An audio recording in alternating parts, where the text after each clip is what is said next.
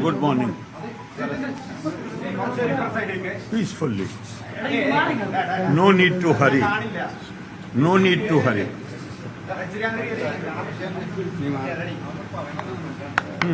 Good morning, sir. Sir, yesterday Chief Minister shed his long silence and said no man can utter a greater nonsense. The question arising is who is saying nonsense and who is mature? I ask you one question. Have you seen the video when they made an attempt on my life in Kannur? I want to ask you the reply. Have you seen the video? You have not seen the video? Sorry.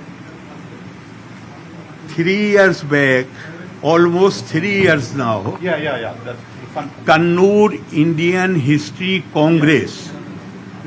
An attempt was made on my life or not? Yes, sir. That is fun for the No. Reply to my question. Yes. An attempt was made. Yeah. My ADC's shirt was torn. That is in the video. If you have not seen the video, I will send you the. We have seen You have seen the video? Ask any lawyer. Is that a cognizable offense or not? And you know what cognizable offense means? Cognizable offense means that there is no need for anybody to report the matter to the police. Police will on its own file a case and prosecute the persons. This is not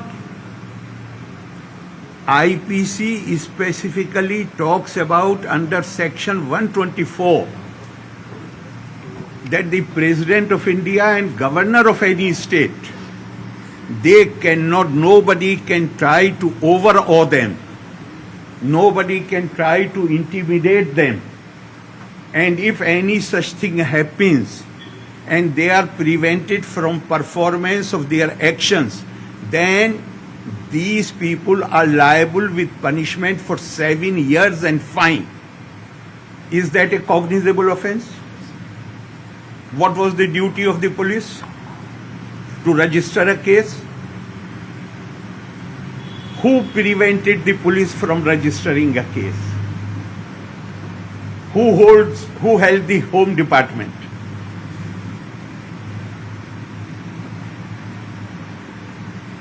You are trying to denigrate, demean the office of governor, and you have tried every trick in your box, every trick to pressurize me, to try to frighten me, even the kind of that I should develop fear about my physical safety. Who prevented the police from registering a case? I am so happy that Chief Minister has come out openly. He has given this statement. I welcome his statement because now at least he is not trying to play the game from behind the curtain. Now instead of using proxies like Irfan Habib, like some vice chancellors whom he asked to defy the orders of the chancellor, at least now he has come out openly. I do not wish to go into detail at this time. When I reach Trivandrum, I shall not only organize that people see that video, but I have all the documents. I have been writing to him since last 3 years, repeatedly. It is your constitutional duty to brief me regularly. He never paid any attention. I write letter to him, he does not reply. I make call to him and he does not call back. Then what is the way out for me? You tell him. And whatever he has said, I will tomorrow I will reach Trivandrum. I hope tomorrow or day after tomorrow. I will produce all the documentary evidence. And I have definite information that whatever, when they tried to make a physical attack on me at Kannur, this was a conspiracy. And the Vice Chancellor of the Kannur University was used to ensure that I am present there so that they can attack me. And I leave it to you to decide that if some higher authority prevents the police from taking legal action, was it an act of favoritism or that person was also part of the conspiracy? Because I have said it and I repeat it, some ideologies which have originated outside India, they believe in the use of force to achieve their political purposes. Don't tell me how many of your members were in the Constituent Assembly or other positions. You are also in position. Tell me whether your ideology allows use of force, use of coercive methods, use of pressure tactics, whether it is legitimate in your ideology or not. That is the question. India has a liberal constitution. Even those, only recently, one minister was made to resign because he dropped caution. He was not careful enough. What they really believe in and what they hold the view about our constitution, he said it publicly. So why he resigned? Whose views he was representing? You have taken oath to uphold the law. I have never said that anybody is disqualified to be appointed to any position. What I have said is that underqualified and unqualified people, because they belong to the personal staff of the Chief Minister, they cannot be allowed to be appointed. If somebody is qualified, most welcome. So you directly accusing that Chief Minister is part of that? It is not. Don't try. Conspiracy. I don't need you to explain what I mean. You have my words on record. Direct or indirect, these are your interpretations. Don't try to put words in my mouth. I am asking you, you tell me that if somebody here attacks your cameraman and you do not try to save him and you do not report the matter to the police, then what one will think of you? That you are in sympathy with the attacker, or you have already, you yourself are part of a conspiracy. This is the conclusion one will come to. So please don't try to put words in my mouth. I am capable enough to express and articulate what I feel. So regarding the Piravargi's appointment, yesterday Chief Minister slammed your remarks and substantiated and explained. I have already, I have already explained it. I do not know what kind of more explanation you need. I am saying and I am repeating it again that as far as qualified persons are concerned, there cannot be any objection to that. But if you try to appoint unqualified, underqualified persons, then please stop thinking that universities, because you are dressed in little brief authority, therefore you own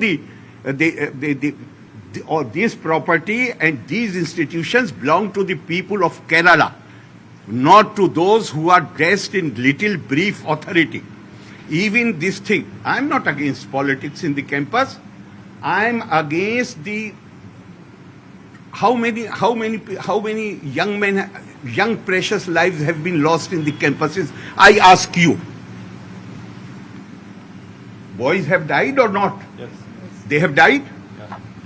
Who is responsible for it? Because students, problem is not with these students. Problem is that the selfish politicians, they use these young people for their own ends. Instead of providing a platform where they can develop their personality, where they can have debate competitions, where they can have essay writing competitions, they are used merely as a fodder to raise slogans. And then there is clash between two groups. How many young students has the authorities ever expressed their concern over the loss of these precious lives? I ask you, how many bright young students of Kerala, they do not prefer to stay here for higher education and they go outside? Why they go outside? Is it a question you should ponder about or not? This is why I'm talking. As governor, I agree I should not have talked about it. But if all my efforts have failed, I want to convey to the people, this is the situation, so that at least awareness among people can be created and popular pressure can be built to prevent authorities from acting in this high-handed manner. His Excellency, regarding the Logayuktha amendment, University amendment, the ball is in your court. How long this discussion will continue? There is no question of any time limit. Everything will be considered on merit. The government cannot be given the power to appoint the vice chancellors. I am saying it clearly. This will amount to executive interference. Chief Minister has written a letter to me, and that also I will produce day after tomorrow, where he has assured me that there will be no interference. And now they are proposing that they will appoint the vice chancellor. That would mean erosion of autonomy of the educational institutions. As long as I am here, I will not allow erosion of the autonomy of the university. There is no way. And as for Lokayukt, I have not seen the file yet, but I have seen the proceedings of the assembly. I have seen whatever has appeared in the press. There is one basic rule of jurisprudence. And the rule of jurisprudence is that if there is a complaint against you, you cannot sit in judgment against any complaint which is against you. If that basic jurisprudence rule is, even if you persuade me to sign it, it will be struck down by the judicial process, because no one can be allowed to sit in judgment about in his own cause. Some papers have written case. It is not case. Nobody can be allowed to sit in judgment in his own cause.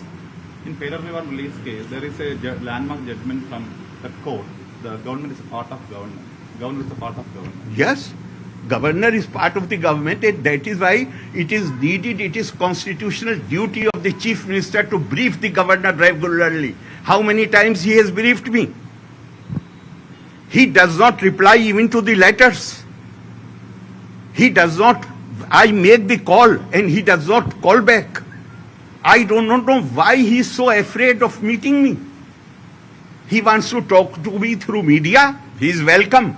The public acceptance is an extraordinary situation. How this tug of war continues? The constitution is at the government on one side, and this is you want to make your news interesting. That is why you are using these words.